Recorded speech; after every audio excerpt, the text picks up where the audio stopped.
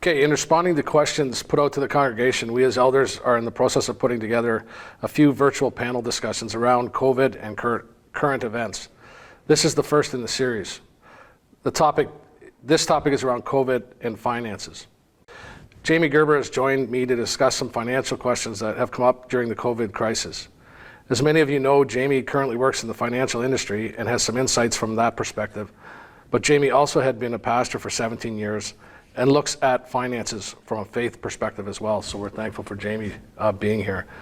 So without further ado, we'll get into some of the questions that we formulated for you and then respond as you can. Question one, with all this financial support from government, are we expected to pay it back? Example in taxes or? Well, yes, it definitely will have to be paid back. Our government will need to earn it back somehow. Mm-hmm. And there's lots of ways that the government has for getting income. They have a variety of income streams. So one of them is taxes, or income tax that comes off your paycheck or that you remit to the government. It's also GST, the goods and service tax that gets charged when you buy items at a store. And so I think the government's thinking behind some of this is that if they keep the economy going, people will keep buying stuff or begin to buy more stuff again, and then they'll have more income to pay that back. I mean, the government also has crown corporations that provide some income. I mean, some of the crown corporations don't provide income, but some of them do. So there's Farm Credit Canada, for example, that I'm familiar with, Via Rail, Canada Post. These are all crown corporations that when they make a profit, they'll pay dividends to the government. So the government's got income from that source as well. The other thing the government does to raise money to keep finances going is they issue bonds. And so a bond is like a promise to pay you a certain amount of interest for a certain amount of money. So if they would sell you a $100 bond, they would say, every year, Dan, I'll give you 2% interest. So on $100, I'll give you $2 every year for 5 years. And at the end of 5 years, you'll get your $100 back. Plus, in the meantime, you've earned interest. So that's one of the ways that the government raises money to pay for all of the programs they've got going right now. So again, I think one of the other things the government looks at is their total debt to GDP ratio, and that's gross domestic product. So that's the value of all the goods and services that are produced by the economy. And generally, I think in Canada, we're doing okay. Like our debt to GDP ratio is increasing because of COVID. But again, I don't think it's at a critical point where we need to be too worried about. So that's just a little bit of background on that. I don't know if that's helpful or not. But. Well, it's helpful. There seems to be, a lot of money going out, and I think concerns and questions from a lot of people are, where does it come from? So that is helpful. Well, I guess I would say, like, some people come to us at where I work at the credit union and ask, well, should I be taking advantage of this government program? And I will say, well, yes, if you need to, by all means, take advantage of it. But if you don't need it, don't take advantage of it, because it's not just money being thrown out. It's not free money, right? For sure. It's money to help if it's needed to keep the economy going and keep money circulating through our pockets so that we have what we need and so that everyone has a share of what they need. Yeah, well, that's very helpful because there were some questions around that area. Second question, is this a good time to take out loans for home improvements or home purchases? It's an interesting question, and I suppose some people are asking that just because of the interest rate climate or the uncertainty. But I think if you're talking about taking out a loan or taking on debt, what I would like people to think about is it good debt or bad debt? And so good debt is debt that will help you earn money so that you can pay it back. So if you're investing in a business or a farm, or if you're buying housing, if you're buying a house that will increase in value, or if you need to do home maintenance, put a new roof on your house, for sure you should do that because that will maintain the value of your property or your asset. Generally, you want to look at affordability for a debt, and so major purchases like a house for sure need approval for a mortgage, and And banks or credit unions will look at some fairly key ratios, like how much money do you earn, and what's the proportion of your debt payment going to be based on what you earn. So your gross debt servicing, for example, would be if you add up all of your mortgage payments, your taxes, your heating, basically all your housing costs. If you add all of that up and divide it by your gross income, you shouldn't be spending more than about between 30 and 40% of your gross income on paying down that debt for your housing cost, for example, for a mortgage. So that's just one of the things we look at. But is this a good time to borrow money? Well, I think the question is it good debt or bad debt? Yeah. You want to look at it in a more general way. And if your job, your income is fairly secure and you feel comfortable with that level of debt and you can manage it, then I think, definitely go ahead and make the purchase. So it's a bit of a balancing act there. Our economy has to keep going, so we have to keep it going, but you have to look at how it's going to strap you down. Yeah, exactly. Yeah. Exactly. And filter it through you. Okay, thank you. The third question, what are projected interest rates to be? Good luck with that one, eh? Yeah, exactly. That's a good question. I mean, the straight answer is nobody really knows. That's part of the risk of borrowing or investing, is you don't know what the interest rates are going to be. Interest rates are affected by a number of factors, and one of them is the Bank of Canada overnight rate, which we've seen decline in the last number of months again. Now it's down to 0.25%. So it's interesting. At work, I've gotten a number of calls from people who think, well, the Bank of Canada rate has dropped so much, so my interest rate on my loan should be coming down too. And it works a little bit like that, but not completely.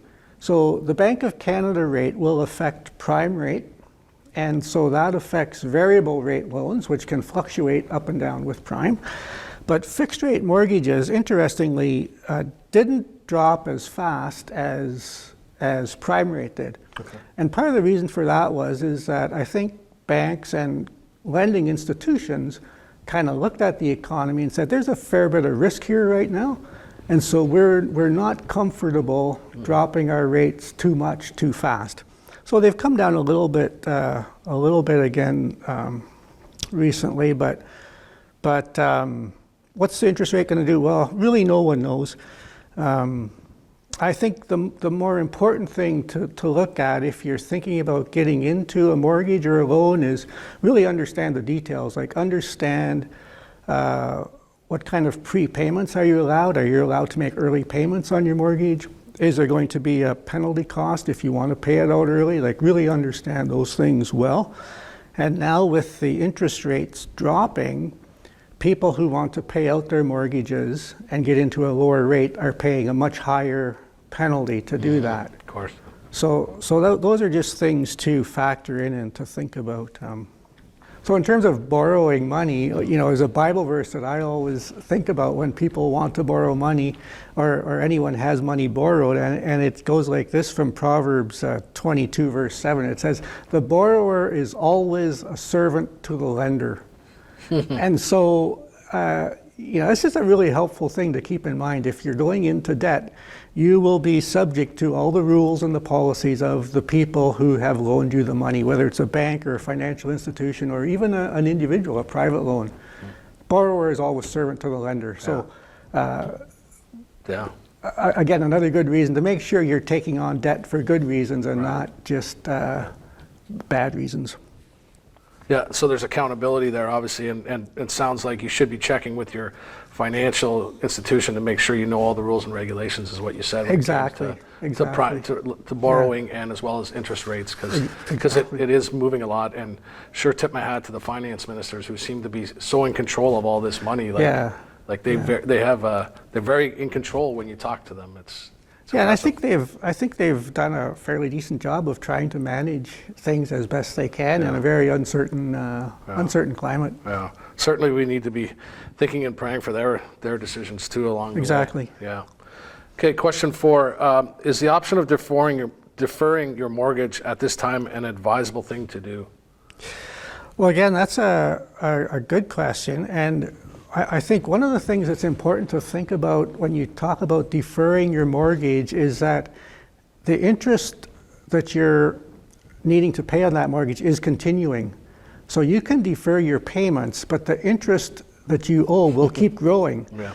And so, like if you make a monthly payment, let's say you have $100,000 borrowed, and your monthly payment is $500. So each day from the time you borrow the money, the interest will start adding up day 1, day 2, day 3, day 4, until the month is up, 30 days or whatever your payment frequency is. So at the end of 30 days, you would owe, say, $300 of interest on that $100,000. So your $500 payment will first pay the interest, and then the $200 that's left will pay the principal. So then the next month, you're paying $99,800 mortgage, and the same thing happens, like interest for a month. You pay the interest, and then whatever is left over of your regular payment would pay principal. So when you get your payments deferred, the bank or credit union is saying, okay, Dan, I know you've lost your job, so you don't have to make your regular payments for 3 months or 6 months till your job is back again, till the Rangers start playing. Yeah. And but in the meantime, interest is going to keep adding up, day 1, day 2, day 3, day 4, all the way up to 6 months. And so if you're not paying attention to that, at the end of 6 months, you're going to owe more than you did when it started. So your mortgage will balloon, your debt will increase as you've deferred those payments. So if it's at all possible, I would say don't defer payments. Yeah. And if you can only afford to pay the interest every month, that's still better than getting behind and having your debt grow during that time.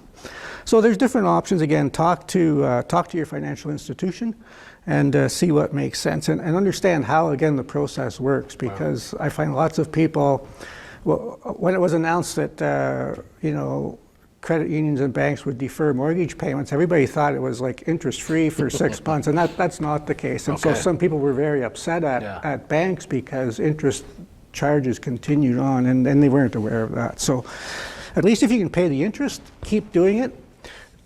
I mean, if it's a last resort and you have to do it, of course. Yeah. It's better than losing your house or being homeless, but your debt will grow during that time of deferral, so you should be aware of that. That's very interesting, like the interest, to hear that, that is the first piece of the pie that's coming off, so you need to be aware of that. Exactly. And again, making sure you understand that before you, don't just assume that, 'cause when you hear that it's, they're going to defer and all that. There are rules and regulations that go with it, is what you're saying. And have a look at some amortization tables. Like you can go online and Google amortization table and punch in numbers and play with numbers, and you can see sort of how this happens and how it develops. And again, I'm happy to talk to anybody personally too if they have questions about their own personal situation. That's probably the best way to answer some of these questions. Yeah, for sure, on an individual basis. But thank you on that. I appreciate that. And the final question is, any advice on retirement planning for seniors at this time? I mean, a large group of our congregation are getting there. If they're not there, they're heading that. We're all heading there, but some are getting closer. So it's a question that came up. Yeah, again, it's a very good question, and I suppose my answer is probably more directed at young people. I think, some people say, when's the best time to plant a tree? And it was really 50 years ago. But when's the second best time to plant the tree is right now. Right now, yeah. So if you haven't done financial planning, and if you haven't really been planning for retirement in the last 40, 50 years, then for sure, start to look at it now. If you're already in retirement and have fixed income, really the only thing you can do is work at managing your expenses and try to cut down expenses as best you can. And that's a very difficult thing to sit here and ask people to do. But I guess I would appeal to the younger audience out there. Really, when you're in your 20s and 30s, start looking at retirement and get in touch with a financial planner. Work with someone who can help you in a disciplined way save money. Every paycheck, 10% to charity and giving, 10% to saving in some kind of a savings plan that you can't touch, and then the rest for for your living expenses and that kind of thing. And that's, again, hard to do too, because it seems like all of our income is getting eaten up in things we want. But if we can learn to delay gratification, and I'm not particularly good at this, but if we can do that, it really does pay off down the road, 30, 40 years down the road. And I think in terms of financial strategies, again, I encourage people to be their own banker if they can. You put some money aside and use that as your bank to manage your resources. And people will sometimes want a line of credit so that they can pay expenses and stuff, and that's a good tool if you need it. But you can also give yourself a line of credit with some of your savings, and if you borrow money from your own savings and pay it back to yourself, that kind of thing. So be your own banker, and you can you can save a lot of money in that way. I guess one of the other things that comes to my mind in this whole now COVID crisis is I think we're asking lots of these questions because we feel out of control. We can't control things, and we start to worry about things when we can't control them. Probably we should be more worried about things when we do control them. But but if we worry about things because we can't control them, and I think again, there's a verse from Matthew's Gospel, chapter 6, says, don't worry about your life, what you'll eat, drink, what you're going to wear, because God will take care of these things for you. That doesn't mean we shouldn't plan, doesn't mean we don't need to take care of our finances, but I think it does mean that when we put God's priorities first, then these other things will sort of line up in a proper priority as well. Yeah. I think on this whole question of needing to be in control, our faith has given us a strong history of learning to trust in God, and the Sabbath is one of those ways we do that. Sabbath is saying, you know what, one day every week, Dan, you're not in control. You're supposed to stop working. You're supposed to rest. You're supposed to just sit back and relax because God is in control. And the world will take care of itself without you working. The economy will take care of itself without you working. The wildlife will still find food without you working. All these things, because these things help us to, I think, reframe our priorities and say, I'm really not in control here. I'm trusting my life to God who is in control. And that's really what the Sabbath does for us one day every week. And I think that's what COVID is doing for a lot of people too right now, is because we've lost control on so many things. And yet our faith gives us a grounding and a rooting that I find really helpful anyhow. Well, that's a good way to say how you're balancing your financial responsibility with the experience as being a pastor, understanding and weighing those out. It seems like we're in a succession of Sabbath days, though. Sometimes exactly. People say, I don't know which day it is, but I think it has, if anything, it's helped us slow down and realize that, we aren't in control. And that's tough, because it's very tough. And particularly this subject, finances, we want to be in control. And I think it's stopped and helped us realize, that, some things are out of our control. I don't know that there's been a bigger issue in the world, world wars and things that have affected the entire world the way this has, all the way around the world, and it's stopped everybody. And as we get going now, or potentially get going, what does that mean? And I think these things that you talk, being good stewards and being responsible, it sounds like is a big part of it. Yeah. Okay. Well. Thank you, Jamie. Those are, we touched the tip of the iceberg probably, and there's a lot of questions that people may have, so you've offered it, but we'd also encourage, as we talked before, to talk to your financial advisors, whatever they are. You mentioned about being young, and it seems like it wasn't that long ago we were all younger, and we had this so much time ahead. I remember talking to the financial advisor, you got time on your side. Well, it's not always that way right now, but certainly a lot of subjects that you talked about. So thank you. Do you have any closing comments? Or? I don't think so. I mean, thanks for the opportunity, and I just wish everybody well as they continue to plan. Yeah, I'm always happy to chat with people about their specific situation if that's helpful for them. Yeah.